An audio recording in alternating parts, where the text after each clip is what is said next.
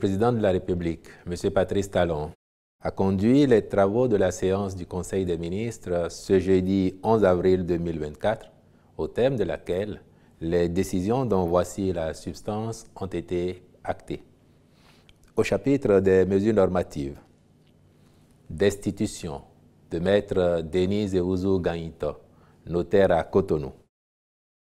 En août 2016, Maître Denise Ouzou Ganyito, notaire occupant la charge créée par le décret numéro 97-329 du 17 juillet 1997 à Cotonou, a saisi par courrier un de ses confrères avec lequel elle n'a établi aucun contact de principe pour le charger d'assurer son intérim pendant son absence. Entre-temps, de nombreuses plaintes ont été formulées contre elle par des clients, à telle enseigne que la Chambre nationale des notaires du Bénin a dû charger une autre notaire d'évaluer la situation financière et comptable de l'étude de Maître Denise Ouzou Ganyito, de la gérer provisoirement et d'envisager les solutions possibles pour la continuité des prestations. De même, la Chambre a commandité un audit de l'étude par un cabinet d'expertise comptable.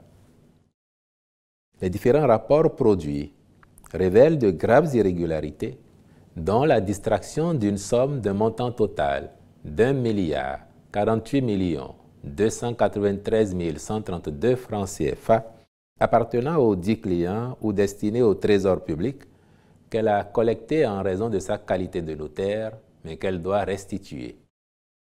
Du point de vue déontologique et pénal, il s'agit d'une faute particulièrement grave s'agissant d'un officier ministériel qui en avait d'ailleurs une conscience suffisante au point de s'absenter depuis 7 ans sans aucune explication et espérant ainsi se soustraire aux conséquences de ses actes. Pour la sauvegarde des droits des clients, des poursuites judiciaires ont déjà été engagées devant la Cour de répression des infractions économiques et du terrorisme et, au plan disciplinaire, le Conseil a décidé de sa destitution qui sera suivie de l'attribution de la charge à un autre notaire. En point 2, modalité de traitement de l'information policière, judiciaire et en milieu pénitentiaire. Le développement du numérique favorise, entre autres, la possibilité de traiter les données de façon à permettre une accélération des processus d'établissement de l'information, de la consolidation des preuves, de la recherche des infractions et des auteurs. Dans un tel contexte, il apparaît impératif que les forces de l'ordre, les systèmes judiciaires et pénitentiaires puissent disposer d'outils modernes en vue de faire face aux défis complexes de la criminalité et de la sécurité nationale notamment. Par ailleurs, les bases de données contribuent à l'examen approfondi et permettent de stocker un large éventail d'informations telles que les antécédents judiciaires, les profils, les témoignages, des photos et des éléments d'identification qui facilitent l'accès rapide, la recherche et l'analyse d'informations utiles pour la découverte des infractions, les enquêtes et les procédures judiciaires, réduisant ainsi le temps et les aléas de la recherche selon des méthodes désuètes. En outre, les bases de données judiciaires peuvent aider à identifier des tendances criminelles, suivre les antécédents criminels des individus, permettant aux services d'application des lois et les tribunaux d'anticiper des comportements déviants, d'élaborer des stratégies de prévention des crimes et délits, de prendre des décisions éclairées sur la culpabilité, les peines et les mesures de réhabilitation. Aussi, la mise en œuvre du présent décret permettra-t-elle de constituer des fichiers essentiels au bon fonctionnement du service public judiciaire et pénitentiaire tels que ceux relatifs aux informations policières, aux empreintes biométriques ou génétiques, aux casiers judiciaires, aux personnes, véhicules, documents, armes ou objets génétiques recherchés, ou encore au système informatisé de gestion des établissements pénitentiaires. Il convient de préciser que les finalités, mesures de sécurité organisationnelles et techniques, modalités de partage et de garantie des droits des personnes concernées ont été validées conformément aux tests en vigueur. En point 3, création de la Société béninoise des infrastructures d'eau, SOBI SA, et approbation de ses statuts. Cette société participe de la mise en place d'un nouveau dispositif institutionnel performant et transparent, favorisant une répartition harmonieuse des rôles entre la maîtrise du patrimoine d'une part, le suivi de l'exploitation et de la maintenance d'autre part. En tant que société de patrimoine, la SOBI-SA aura notamment en charge la planification du secteur sur la base des objectifs de développement fixés par l'État, la recherche de financement et la mise en œuvre des programmes d'investissement, le renouvellement des ouvrages et installations incombant à la partie publique suivant les dispositions des contrats de délégation de services, la gestion physique et comptable du patrimoine du secteur de l'hydraulique, notamment la valorisation et l'amortissement des immobilisations. Elle assurera, par ailleurs, le suivi de l'exécution des délégations de gestion du service public de l'eau potable et le contrôle du respect des obligations, des critères de qualité et des objectifs de performance assignés aux opérateurs. En point 4, suspension provisoire de l'Ordre national des chirurgiens dentistes du Bénin. De nombreuses plaintes émanant des professionnels attestent que le dit ordre connaît de véritables préoccupations de gouvernance que les différents arbitrages opérés par le ministère de la Santé n'ont pas permis de surmonter. En plus, des difficultés notoires de collaboration existent entre l'ordre et le ministère de tutelle, de même qu'avec les partenaires internationaux effectuant des missions médicales. Par ailleurs, notre pays dispose aujourd'hui d'un effectif important de techniciens supérieurs en odontologie qui n'arrivent pas à s'installer et, pour diverses raisons, ne peuvent être sollicités par les médecins chirurgiens dentistes.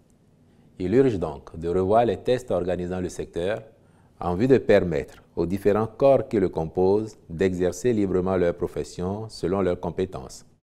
C'est pourquoi le Conseil a décidé de suspendre provisoirement l'Ordre national des chirurgiens dentistes pour une durée de 12 mois. Il est mis en place un comité de relecture des tests régissant l'exercice de la profession, en l'occurrence dans le domaine de la chirurgie dentaire et de l'odontostomatologie. Le ministre de la Santé est instruit à l'effet de conduire dans les délais la mission prescrite.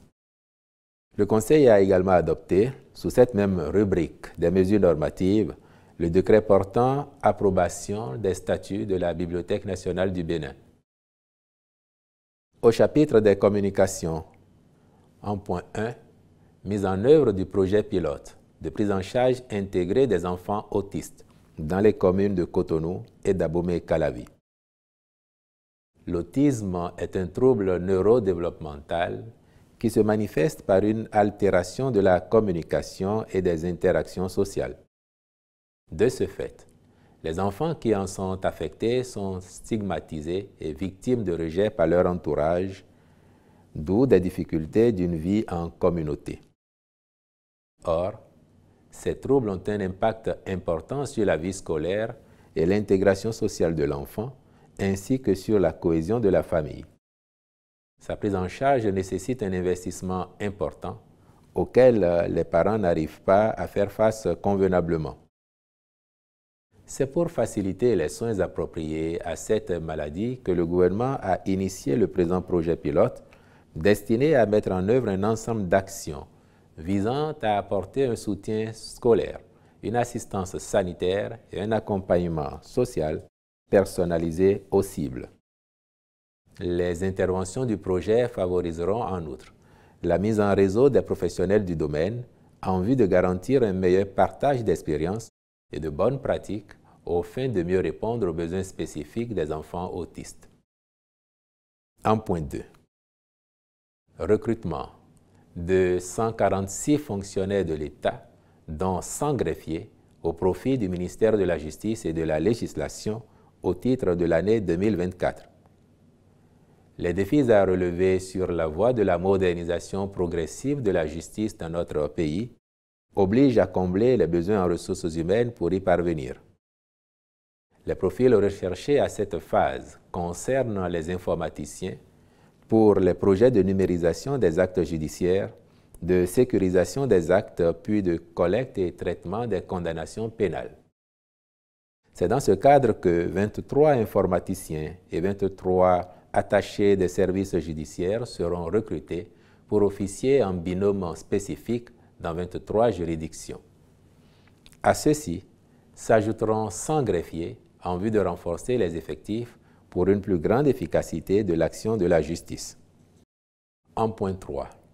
Recrutement de 300 fonctionnaires au profit des douanes et du Trésor public au titre de l'année 2024.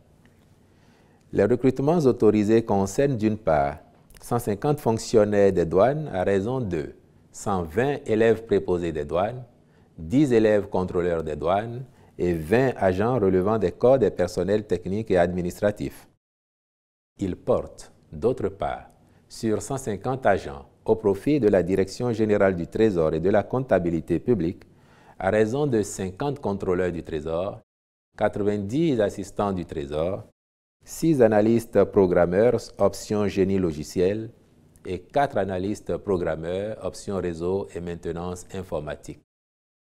Le renforcement des personnels permettra à ces différentes administrations de mieux accomplir leur mission dans le sens de l'amélioration de leur performance. Au chapitre des rencontres et manifestations internationales, il a été autorisé la participation du ministère du Tourisme, de la Culture et des Arts aux réunions statutaires et autres rencontres de son ressort à l'extérieur au titre de l'année 2024. Enfin, au chapitre des mesures individuelles, les nominations ci-après ont été prononcées. Au ministère de la Défense nationale, chef d'état-major de la Marine nationale, capitaine de vaisseau Dossa Hunkpati. Au ministère du Tourisme, de la Culture et des Arts, directrice générale de la Société de la logistique des événements, Madame Rukiat Mama Djima. Je vous remercie.